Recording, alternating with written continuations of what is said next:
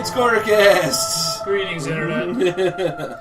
It's time for the third Legend of Korra Spoilercast for the final book, the Coronation. And not like Korra as in the Avatar, And just the Coronation. Not the Coronation, the Coronation. Yeah. You understand the difference. Well, when you first told me the name of the episode, I was like, the Coronation. No, it was like the Coronation, not the Coronation. Not the Korra Nation. The Coronation. So yeah, anyway, that did happen. Yes, it did. It was hilarious. Because basically, the Earth Kingdom got the fuck looted out of it 3 years ago, and they haven't recovered any of the royal good stuff. Right. So all they had was a earring that then was the royal brooch. They turned it to the royal brooch, yes. Yeah, somehow the medal of the highest award in the kingdom was not stolen, although his pinky rings were stolen. Yes, the royal pinky rings were stolen. Yeah. So Prince Wu's having it pretty rough. I mean, he's an idiot, but he's also not like an evil idiot. He's just a dumb idiot. He is a dumb idiot, and when the series first started, I thought it was going to be one of those. He was going to be like a throw-off character. Yeah, you know what I mean? Like, oh yeah, he's the idiot nephew of the old queen. Like the great nephew of the queen. And he's just going to be, the background character. Like, oh, yeah, she's taking the kingdom from me. Just like a comic relief character, right? And, I think after this episode, it looks like they're probably going to go a little bit more into his psyche. Yeah, they gave him some pathos. They gave him a bit of an arc this episode. Instead of just being a punchline where he's hitting on Asami or making Mako miserable, you actually got to kind of see, how he works. And that, he's spoiled, but at the same time, he's not above reproach, and he's not completely, he's not ignorant to the world around him on purpose. He's just been sheltered. Right. And that seems like Mako might be that friend / bodyguard he needs to kind of open his eyes a bit to the realities of the world. And that, just because you're royalty doesn't mean you deserve to be handed the kingdom, the kingship. So that was interesting, that scene in the little Boston, shopping center that has like the little walls, like the rings of shops along them, and then like the center is like a restaurant that looks like the palace, and you get like your photo with the stuffed Bosco, the bear, and like you can sit on the throne, the fake little throne. I'm pretty sure it was a buffet as well. Yeah, it looks like it was a buffet. It was like the Golden Corral of Republic City. Republic City. It was just funny. I think it's hilarious that you can like sit on the throne with a little cape and the little fake throne. He like runs up there and kicks a kid off his birthday, and then takes the scepter and the crown and the little cape, and then he sits down on the throne and starts crying. Like, this was supposed to be the best day of my life. It's like, it was funny and then also a bit touching. You're like, oh wow, yeah, he's kind of had a really bad day. He got kicked out of his presidential suite to a nice junior suite. You never make fun of a man's suite. Yeah, that's low, man. People were making fun of it. And then his coronation, Kuvira kind of sort of hijacked it and declared herself the dictator of the New Earth Empire. Yeah. So, by the way, that's probably the most important thing that's happened all season. I like how I just kind of like glossed my way into that. Like, yeah, Kuvira has overthrown Prince Wu and dissolved the Earth Kingdom and has declared herself the ruler of the Earth Empire. Right. And all those areas that she's basically been, strong-arming into joining her. Yeah, reuniting, quote-unquote. Yeah, are now part of the Earth Empire. And they're selling t-shirts with their face on it in the little Ba Sing Se shopping mall. It's really interesting to see how the difference between people like in Republic City that are supporters and the people that she's liberating in the Earth Kingdom. Republic City being safe, having its own police force, its own ports, and being basically impervious to any kind of bandit occupation. Right. Whereas in the first episode we saw that small village that was basically the capital of a very sparse area in the Earth Kingdom that had a lot of minerals, but not a lot of people. And we saw there that a group of like a dozen bandits could literally take over the entire town and shut it down.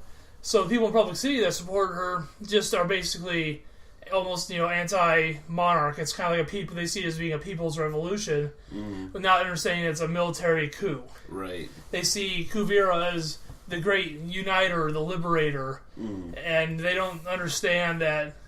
There was mention in this episode of prison camps for people who don't agree with her. I was going to say they're putting people in the prison camps so that she's the literal definition of the dictator. Well, I don't understand if that's happening. How is Bolin not seeing that? Well, obviously, when he's on the train. He's on the train, so he's always going to the front lines where they're bringing supplies and signing the contracts. He's not seeing what's happening behind him with That's true. What's coming up in the rear afterwards, if there's any dissenters or any problems. I'm sure if somebody doesn't agree to join, Kuvira takes off on her train, and then her army comes up behind them and then fucks the shit up. Right. And he's not seeing it. He's only seeing when things go right, because Kuvira isn't going to get her hands dirty. She's going to move on from a setback and let her followers take care of that. I guess that makes sense. That's what I guess. We didn't see any of that. Right. But that's typically how these things work. The dictator is never actually overseeing the prison camps or the beating of the civilians when they disagree. Right. Usually it's the thugs and the underlings doing all the dirty work.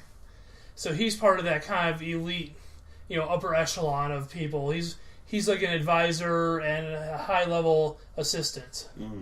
So, he's always around her. That's the thing. It's like, and she and him have a very, they seem pretty close. They have a very frank way of talking to each other. And they, for her part, all her flaws, Kuvira does seem to genuinely care about him and, like, a lot of people. But it's obvious that she sees herself as the better of two evils, I guess. Or, not, she probably doesn't see herself as evil. I would think, she probably doesn't see herself evil at all. Well, she sees herself as the better option for everybody. She's like, if I have to, it's the old, you have to break a few eggs to make an omelet. So she probably sees the negative things that she has to do as the cost of doing business, maybe. And she feels that the monarchy and Prince Wu and the advisors would just cater to the elites and the aristocracy. And she came up from the people.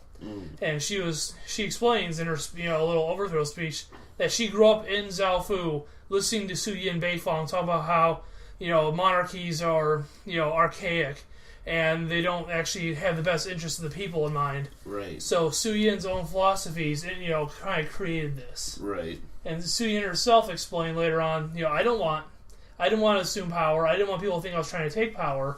So when the Earth Kingdom fell, everybody was calling for her to step up and protect people, and she didn't leave Zaofu because she didn't want to impose, and make it seem like she was trying to overreach. She didn't want to seize power. So then Kovirus and Batar Jr., Su Yin's son, stepped up instead, and now they are taking power and keeping power. No, it's just Batar now, not Batar Jr. It's not Batar. I'm sorry, your dad's still alive, idiot. Right, exactly. Like, you're gonna be Junior the rest of your life, buddy. Deal with it.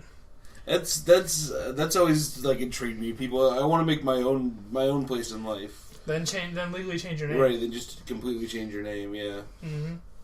But it's interesting because, like, sitting here talking to you about it now, like, it's like, well, she's obviously in the wrong. Like, she's obviously going to be the antagonist of this book. You know what I mean? She's very misguided at best. But like, sitting there talking to you about it, it makes sense. Like, it does. It makes sense why she is the way she is. It doesn't make sense why she's strong-arming everyone underneath her, but and putting people into imprisonment camps. But she was in the police or the military before. Sometimes what's the old saying when you're a hammer, everything starts looking like nails. Every problem, every person starts to look like nails. Right. So you just hammer it. Right. It's hammer time. So yeah, that's what was going on in Republic City this episode. Yeah, a lot of shit. And then in the swamp, we got to see more of Toph and Korra, and Toph was just beating Korra's ass 24/7, and it didn't look like it was even really interesting her that much. She was complaining about how easy it was to beat up Korra. It's like, at least you can take a punch. Yeah, the swamp enders out here, they suck. But yeah, Korra, is hoping that Toph can try to figure out why she's out of whack. And we find out that there's still a lot of the metallic poison in her body from the end of last season. That Toph could sense it right away. Korra couldn't even sense it inside her own body. Right. And that, she goes, well, I thought Su Yin got it all out. And she's like, to be honest, my daughter's never really picked up metal bending that well. Meanwhile, we have the chief of the police force that uses metal and everything, and then the woman that built a metal city. Right. They didn't pick it up. They didn't pick it up that well. well. Yeah. So here's Toph saying, well, I can get that stuff out of there. But, you need to relax. And of course, Korra can't relax. She's tense, and she's always on the defensive, and she keeps having the visions. And Toph, finally calls her out, saying, I don't think you want the poison out at all. You're resisting me. I think as long as you stay damaged, you can hide and not do your job and not have to be the Avatar anymore. It's an excuse. It's an excuse not to go back to being an Avatar. Yeah. And it's really, it's deadpan. It's exactly...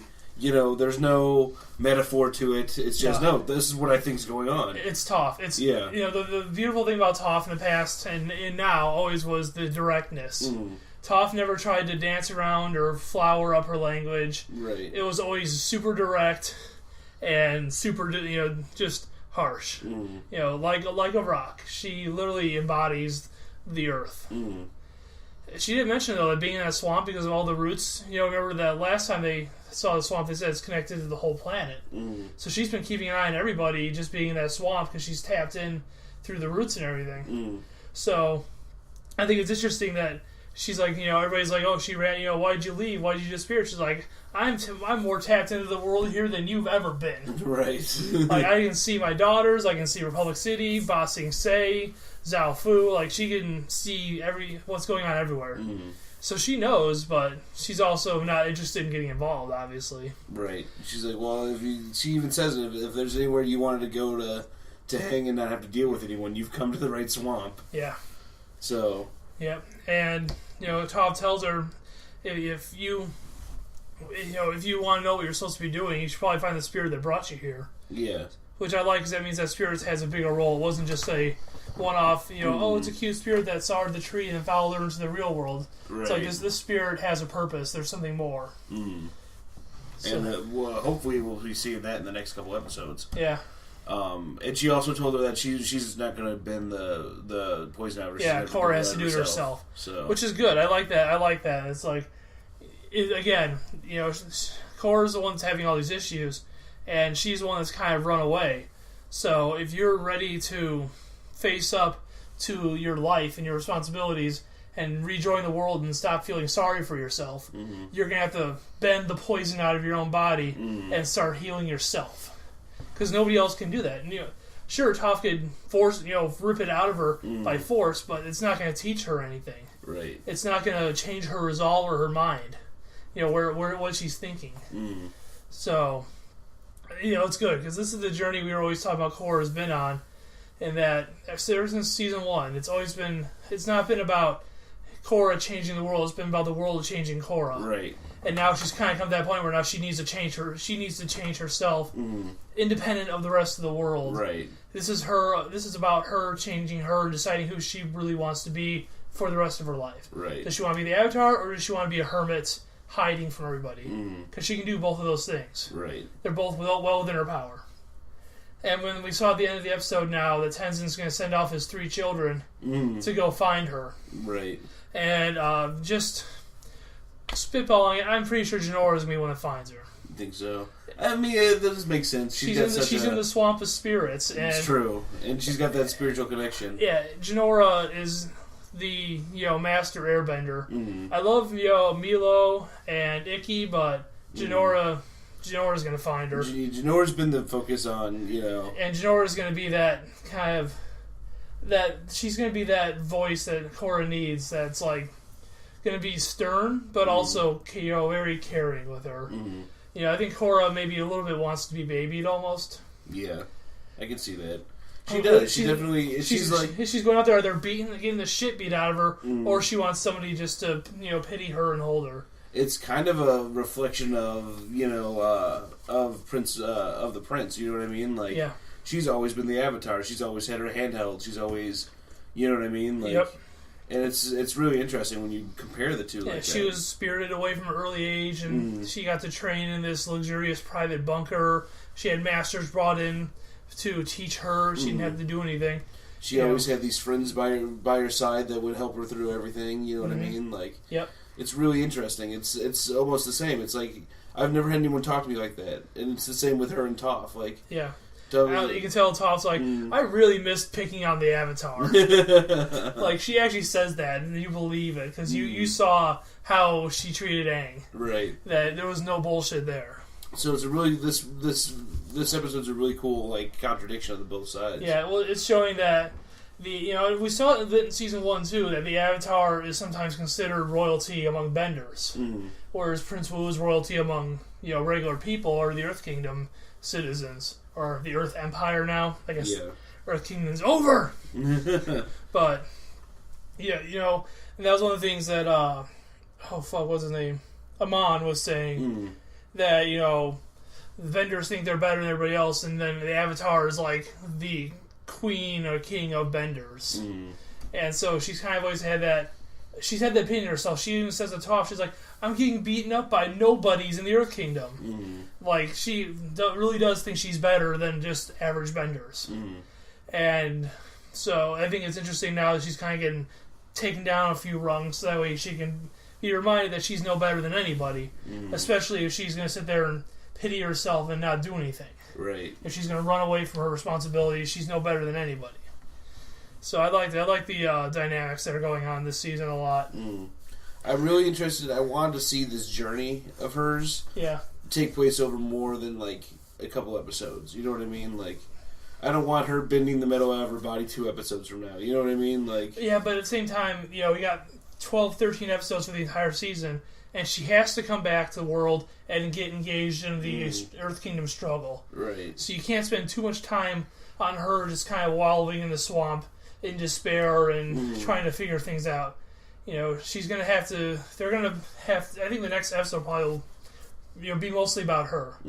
It's going to be really focusing on her, and by the end of it, she's going to have some kind of breakthrough. Not completely cured, but she'll have a breakthrough where the path becomes clear to her. And then she can finally just take that first step on it. And I also hope in the next episode they start explaining about this whole root energy source. Yes, Varric got a piece of the spirit vines that are in Republic City, and he has electrodes hooked up to it and put it in the train in this mechanism. We don't know what it's going to do, but if I had to guess, it's going to try to harness spirit energy, I think, either as a power source for vehicles or weapons, maybe. I don't know.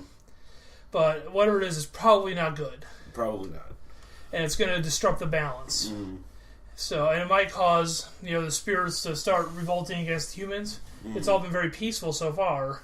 Right. So, and, there's always got to be another side to it. And if we've learned anything from even book 2, is that the spirits can be vengeful and can kill people. Yeah. You start chopping up the vines and using them to power your gizmos, they're probably not going to take it too well. Right.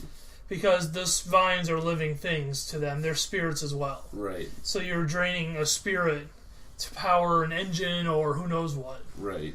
So, and I also liked one last little thing. This is running pretty long. This is a good episode. The conflict between Bolin and Mako boiled over a bit. And you can see Mako is, inadvertently taking Wu's side.